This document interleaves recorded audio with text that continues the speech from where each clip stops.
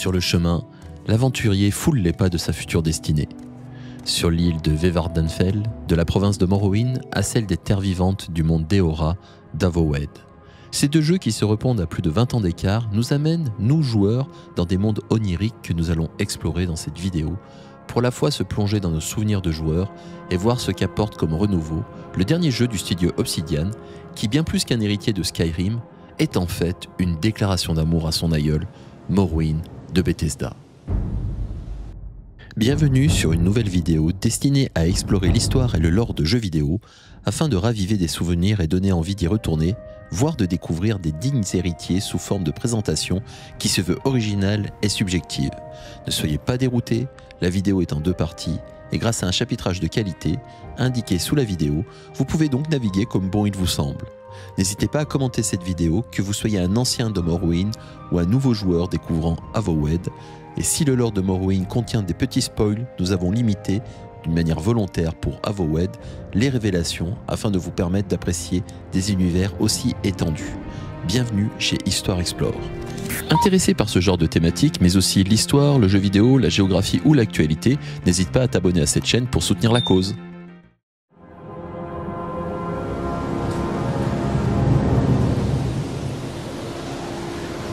On t'a fait sortir de la prison de la cité impériale pour t'emmener en carrosse, puis en bateau, loin vers l'est, vers Morrowind. Mais ne crains rien, car je veille sur toi, comme je veille sur tous mes élus.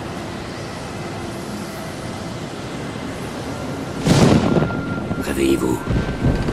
Nous sommes arrivés. Pourquoi tremblez-vous? Ça va? Réveillez-vous. Stand up. Sortant d'un rêve embué, dans lequel se télescope moult souvenirs d'une vie passée ou future, le joueur se réveille dans les cales d'un navire, bercé par la houle et les craquements du bois, et devant un compagnon de fortune qui nous rappelle à notre triste destinée. Bien que libérés de prison sur ordre de l'empereur, nous croupissons dans les cales d'un navire, sans doute d'esclavagistes, ayant accosté au port de Seydanin, sur les rives de Vevardenfell, et sommes rudement amenés devant notre destinataire, qui, loin d'être impressionné par notre modeste personne, nous confie notre première tâche, à savoir rejoindre un espion impérial du nom de Caius Cosades à Balmora. Notre destin bascule rapidement quand notre personnage découvre qu'il est le Nerevarine, réincarnation du seigneur Indoril Nerevar, l'un des 4 dirigeants passés du tribunal contrôlant Morrowind, mais trahi par ses proches épris de pouvoir divin, à savoir son épouse Al-Malexia, le guerrier poète Vivek et le sorcier Sotasil.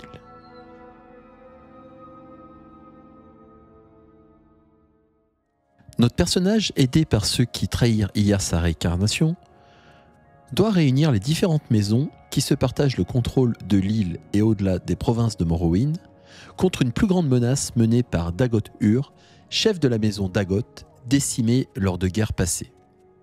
Homme corrompu, épris de folie, appuyé par le pouvoir du cœur de Lorkhan, artefact puissant, ce dernier, depuis le mont Écarlate au centre de l'île, mais dont les serviteurs sont contenus par les remparts intangibles, ultime barrière magique, commence à diffuser le fléau et la peste aux habitants de l'île, avec pour objectif de prendre son contrôle et menacer à terme le royaume de Tamriel, dont fait partie Morrowind en tant que l'une des 9 provinces de Tamariel. Sorti le 2 mai 2002 sur PC, j'ai découvert ce jeu en consultant un site de référence hier dans les tests de jeu Gamecult. Je me souviens encore de ce test avec émotion car je l'avais imprimé, car lire sur un écran n'était pas aussi naturel que de nos jours, et ce jeu nous promettait déjà de nous balader dans un monde gigantesque, porté par des paysages oniriques et fantastiques, bercés par les incroyables compositions d'un Jeremy Soule au sommet de son art. Développé par Bethesda Game Studio, sous la houlette de Todd Howard, nommé chef de projet et concepteur pour ce jeu, qui, pour l'anecdote, est rentré par la petite porte dans le studio de Bethesda en 1994, il a pas mal galéré d'ailleurs, en occupant différents postes dans les années 80, allant de la programmation, même si de nos jours il reconnaît qu'il n'est pas un grand programmeur, et il a été même à un moment au contrôle qualité de produit, notamment en cas de défaut de jeu. Il faisait partie des équipes chargées de réouvrir les boîtes pour changer les disquettes défectueuses. Le jeu se présente dans une fort belle jaquette cartonnée, comprenant une carte, une notice préhistorique avec 2 DVD, l'un qui comprend le jeu et l'autre un logiciel de construction ou set construction, afin de permettre aux joueurs de créer des modes, quêtes, décors éventuels, permettant d'ailleurs, avec le développement d'un Internet grand public, de mettre à disposition plus tard cette quantité de modes très importante sur les jeux Bethesda d'ailleurs, améliorant l'expérience de départ et dont certaines captures au sein de la vidéo présente sont issues de ces derniers modes. Pour moi, ce fut mon premier CRPG, à savoir Computer Role Playing Game, jeu de rôle sur ordinateur. Gestion des compétences, d'endurance, de force, mais aussi sans que cela soit rédhibitoire, comme d'autres expériences passées, comme la série Ultima, beaucoup trop compliquée et vite abandonnée pour ma part. Mais aussi apprendre à savoir se reposer, laisser passer le cycle jour-nuit ou assister à un lever de soleil tout en traversant un paysage sous une pluie battante. Ces éléments, qui permettent la création d'un personnage d'une manière assez profonde, par les compétences acquises et cette gestion que le joueur fait de son propre avatar, cependant n'est pas exempt de faiblesses. Et en premier lieu, les combats, qui sont les gros points faibles des jeux Bethesda, comme on peut le voir avec ce combat épique contre une larve. Obligé d'avancer en x4 pour arriver à la fin du combat toutefois. Mais ne boudons pas notre plaisir, la promesse de départ fut respectée. Aller où l'on veut. Mon imagination de jeune adulte que j'étais en fut bouleversée, car n'ayant pas joué à Daggerfall, l'épisode précédent beaucoup plus vaste, mais dont les décors sont relativement vides faute de ressources matérielles, ici tout pousse à explorer.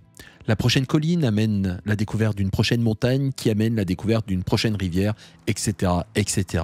Dans un univers foisonnant de vie qui pour l'époque était relativement impressionnant et dont les modes actuellement rendent davantage grâce en rajoutant désormais des fonctionnalités. Un léger bruissement de l'eau, du vent au travers des feuilles ou de la pluie.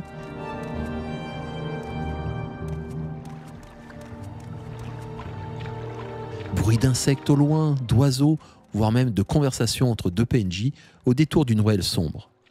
Tout pousse ici à décupler notre imagination.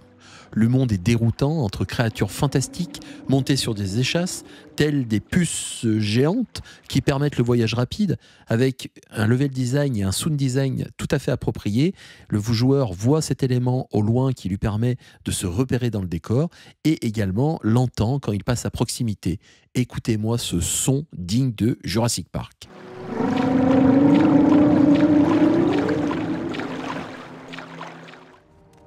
Mais aussi tout un peuple ou des peuples aussi divers que variés, puisant à la fois dans l'heroic fantasy, voire la dark fantasy, à la fois des argoniens, des reptiliens, des orques, des elfes, des machines vapeurs douées d'un semblant de conscience, mais aussi des squelettes menaçants, termites géantes, etc.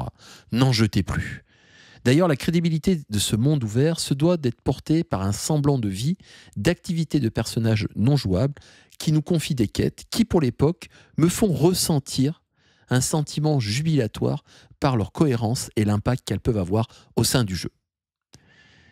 Si en 2025, le jeu accuse son âge par ses mécaniques, ses décors parfois vides aux yeux de joueurs actuels, bande d'ingrats, la multiplication des modes peuvent les rendre agréables et peuvent permettre de découvrir ce jeu avec une réelle envie. Et c'est surtout l'arrivée des consoles actuelles, de dignes héritiers qui renouvellent ce style de jeu. Et je vous demande d'accueillir dans vos petits cœurs de joueurs le désormais Avowed.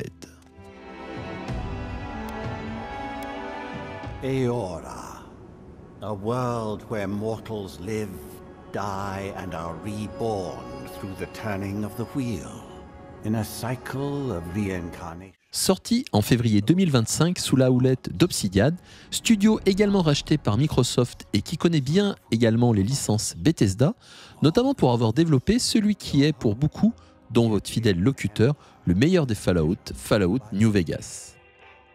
Délaissant des combats qui ne sont pas la force de la licence, bien que dynamisés par ce système VAST dans Fallout 3 qui permet de cibler certaines parties du corps d'un ennemi, Obsidian va mettre en avant tout son talent de raconteur d'histoire dans un monde post-apocalyptique, rendant l'expérience de ce jeu exceptionnelle et qui depuis 2010 reste encore dans nombre de mémoires et notamment autour de certaines quêtes, et pour ma part la quête Voler avec moi où l'on doit aider des ghouls à partir sur la lune, bah oui pourquoi pas, ou prendre la décision de saboter leurs fusées après les avoir aidés.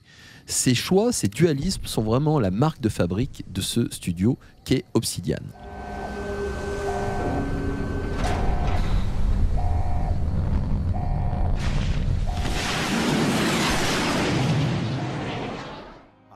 Alors revenons à Avowed, pour cette nouvelle licence d'Heroic Fantasy. Le joueur amoureux de Morrowind retrouve des sensations oubliées depuis longtemps. Nous avons un jeu qui est bien écrit, avec des quêtes et des déroulés étonnants, dont nos conséquences semblent impacter le jeu. Mais bien plus qu'un style, j'ai retrouvé dans Avowed l'odeur, le goût d'un Morrowind, qui n'a pas eu d'héritier à sa juste mesure. Et oui, ici sur Histoire Explore, on balance. Citons pêle-mêle cette vue à la 3e personne, désactivable pour les allergiques, fort heureusement, un univers onirique, et nous sommes finalement dans un terrain qui nous semble familier. Nous avons un personnage envoyé par un empereur, certes avec quand même plus de classe. Your head. Easy, he's a godlike. You mean a god gave you that face? Touched your soul and everything? That's right. Never seen one of your... Pour enquêter sur une île lointaine, récemment colonisée, dont la population d'origines diverses conteste son autorité. 'Cause the place is pure chaos. Did you not think we liked it that way?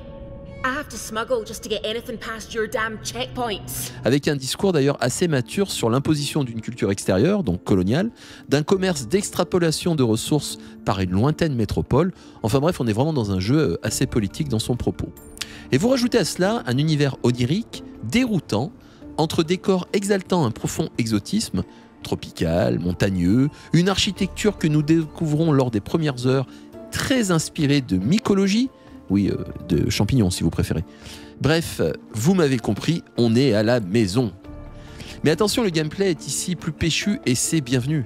Les combats ont acquis 20 ans d'expérience de jeux vidéo et donc par des raccourcis clavier ou manette, sont dynamiques avec de réels impacts sur des personnages qui virevoltent sous les coups.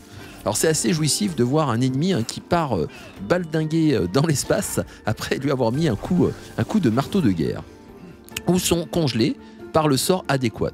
Alors tout cela se fait d'ailleurs assez rapidement par un gameplay assez nerveux et intuitif, que l'on soit sur PC ou sur console, pour ma part. On possède 2 armes, voire 4 si elles tiennent chacune dans une main. On peut intervertir notamment très rapidement par le biais de la gâchette arrière de la manette. Et une fois maîtrisé, le plaisir de jeu est immédiat. On virevolte entre les armes, entre les sorts disponibles. À ce titre, je peux comprendre ceux qui préféreront des jeux beaucoup plus stratégiques. On peut penser à Baldur's Gate 3, mais la profusion de menus m'a déçu dans ce précédent jeu, et donc dès qu'on arrête de jouer sur une longue période, on perd vite le fil de l'histoire, et notamment du gameplay. C'est quand même assez pénible. Ici, Avowed est le parfait jeu pour le joueur adulte, daron souvent qui n'a qu'un temps pour jouer. On parle de 35 heures pour le terminer, ce qui est correct et appréciable loin des centaines d'heures de certains Assassin's Creed comme le avant-dernier Valhalla qui au bout d'un moment donnait des nausées tellement qu'il était long. Ça dépasse tout ce que j'ai pu imaginer. L'organisation de la quête principale accroche également le joueur, sans trop le guider, et par les choix de discours permet des retournements assez étonnants qui donnent vraiment un sel marin au jeu. La belle rouge, la baleine, tout ce que vous voulez comme type de sel. Le sel sera de qualité. En effet, dans les quêtes où je dois traquer mon assassin potentiel, on peut y aller vraiment d'une manière au bourrin, c'est-à-dire l'affronter directement et prendre des risques par rapport à un affrontement qui peut être compliqué, ou être magnanime avec lui, c'est-à-dire discuter et essayer de trouver une solution au conflit qui nous oppose. Alors cela peut sembler surjoué. You are far more forgiving than I would be under the circumstances. Perhaps you are worthy of this great destiny. Mais dans cet univers, c'est tout à fait crédible. En effet, on a l'impression que le joueur a un rôle à jouer, a une certaine place, et qui en fait d'un émissaire étranger montre un autre visage, qui peut être celui d'un empire finalement non manichéen, qui colonise certes, mais qui, par le biais de certains de ses intermédiaires, peut donner aussi une autre image de ce même empire. Bref, nous sommes dans un cadre finalement plus psychologique, qui rejette tout manichéisme, mais on peut aussi être une personne abjecte au possible. Le joueur a cette liberté, tellement Obsidian dans l'âme. Hélas, pour faire du clic, nombre de commentateurs en mal de reconnaissance tombent sur le jeu en politisant ce dernier, le traitant de woke, de suppôt du wokisme et autres mots valises fourre-tout, voulant dire tout et son contraire, mais très orienté idéologiquement et tellement médiatique, voire carrément au sommet de certains États dans certaines contrées. Ce qui est cocasse pour des personnes le dénonçant et se disant « anti-système ». Mais le recours à cet argument, fragile de nos jours, attise de la visibilité en ligne.